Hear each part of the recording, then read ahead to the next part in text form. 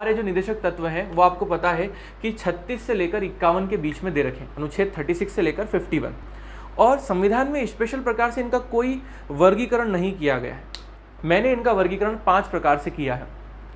पहला वह वर्ग रखा है जिसमें आर्थिक अधिकारों के बारे में बात की गई है। नेक्स्ट बात करते हैं सामाजिक न्याय।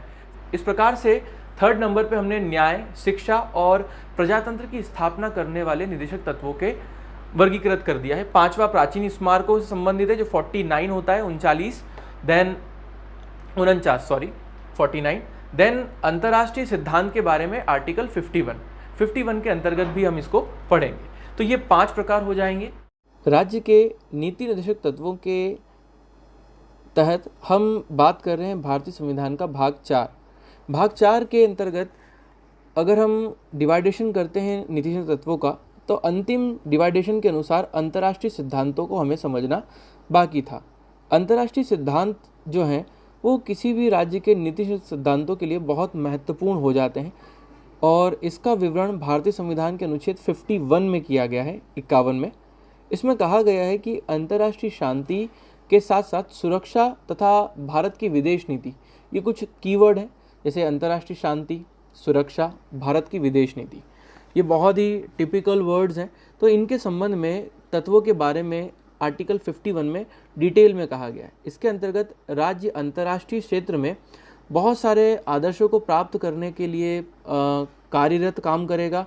जैसे कि पहली चीज़, राज्य को क्या प्राप्त करना है, तो अंतर्राष्ट्रीय शांति और सुरक्षा में वृद्धि करने के प्रयत्न करना है।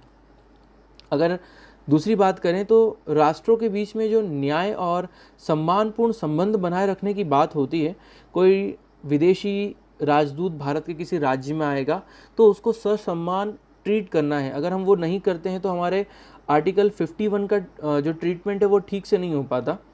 नेक्स्ट है, राष्ट्रों के आपसी व्यवहार में अंतर्राष्ट्रीय कानून और संधियों के प्रति आदर का भाव बढ़ाने तथा अंतर्राष्ट्रीय झगड़ों को मध्यस्थता द्वारा सुलझाने के जो प्रोत्साहन वाले कार्य होते हैं वो करना। कुल मिला के अगर भारत ने किसी अंतर्राष्ट्रीय कानून या संधि पे साइन किए हैं तो प्रत्येक राज्य का कर्तव्य है कि वो संधि समझौते के प्रति आदर रखे। वो ऐसा नहीं कह सकता कि भारत के प्रधानमंत्री या विदेश मंत्री ने इस प्रकार के कार्यों को किया है तो हम ऐसा ना करें, हम इसमें विश्वास नहीं रखते हैं।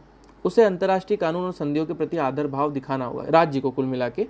और अंतर्राष्ट्रीय झगड़े अगर होते हैं, जैसे मान लीजिए किसी राज्य का सीमा विवाद हो गया, तो वो मध्यस्थता से सुलझाने का प्रयत्न करने का प्रावधान भी यहाँ पर किया गया है।